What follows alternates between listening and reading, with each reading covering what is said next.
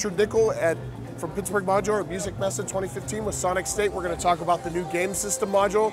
This is a gate sequencer, but it's a very interesting gate sequencer. It's sort of a retro 80s video game system kind of vibe to it. The idea is that there's 5 different games, so 5 different types of sequencers, and we wanted something that had sort of evolving sequences and changing sequences, not necessarily random, but maybe very chaotic, very strange. So we'll start with the first game. The first game is an Asteroids game. Now the way this works is you can move the joystick around. It has a thumb joystick, like a PlayStation or any of those, and you can move the joystick around, you move your spaceship around, the red spaceship. You can clearly tell that it's a spaceship. And you try to avoid the asteroids falling to the ground. If they fall to the ground, it sends out some gates. If you actually get hit and explode, it sends out a different type of gate.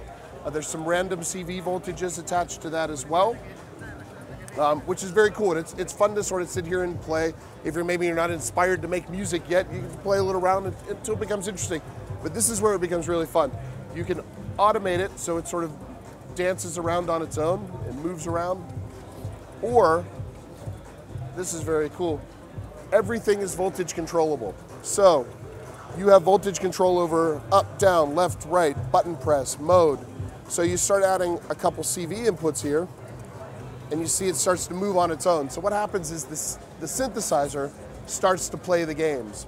So you have these sequences that sort of change and evolve over time because the synthesizer is moving everything around. So the first game is the Asteroids game.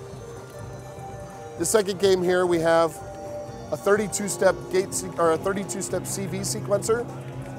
So you have your cursor, you turn the steps on and off, and then you hold it up and down to change the pitch. It's very easy, very fast. But again, the idea isn't necessarily that you sit here and do it yourself. What you want to do is add a couple CV points and have the synthesizer sort of changing the pitches, changing the number of steps, turning steps on and off automatically, giving you sort of always this evolving patterns, these evolving beats. It's very cool. Third game is very similar to the last one, except it's a dual 32-step gate sequencer. There's no CV in this one, but you do have 2 32-step gate sequencers that you can just manually, again, go through and program, press the button easy, turn the steps on and off. You can flip the steps very easily so you get changing patterns. But again, what you really want to do is add some CV and sort of have things sort of running on their own. We have a clock divider, so it's an 8, divided by 1, 2, 3, all the way to 8. You have 4 outputs for this. So you just move the cursor around and set it to where you want it. Every time it hits one of the green beat steps, it's going to send out a gate. You have 4, so you just tap it, switch to the second one here. Then the third one, we can move them around. If you hit mode, it starts to roam around. So you can have a couple static, a couple roaming around. Again, creating these evolving beats, evolving patterns that sort of maybe creates the music itself a little bit.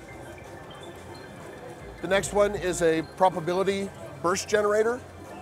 You have a little arrow cursor here. Depending where the arrow cursor is, that's going to determine the probability that an event's going to happen, that a gate's going to spit out. In the upper left, there's least amount of chance. As you move to the right, becomes more chance that a gate is going to happen, and as you move down, those gates get more complicated. There's 2 channels of that. There are the green and red channels, and you can see it flashing red and green. Those are every events are happening and spitting out the gate signals.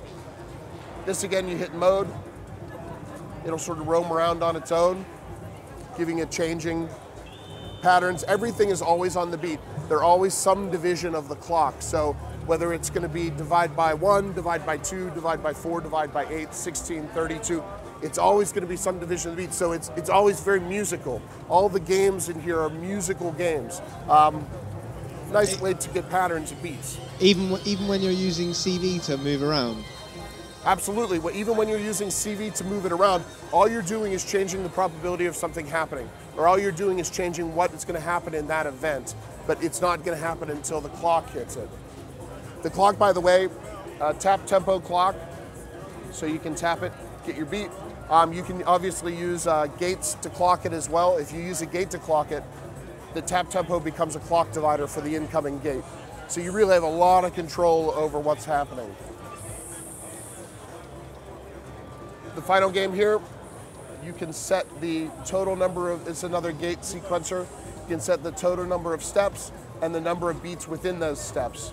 So if we start at 0 here, if you move to the right, we can add a 14-step sequence and then add the number of beats within that 14-step. And what it's going to do is it's always going to try to evenly distribute those beats within the number of sequences. But if you add some CV and you start changing things randomly, the algorithm creates these interesting patterns.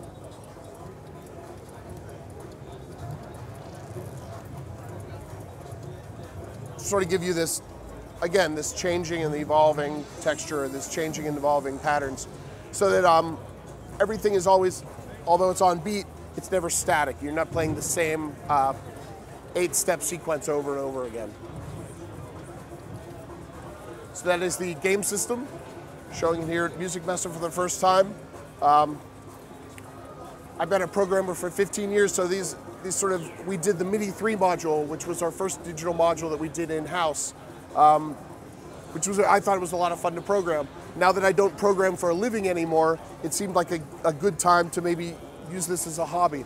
So the game system sort of came out of that as now that I don't have to program databases for a living, I can do these fun little things. I suspect Pittsburgh's going to do some more of these here and there.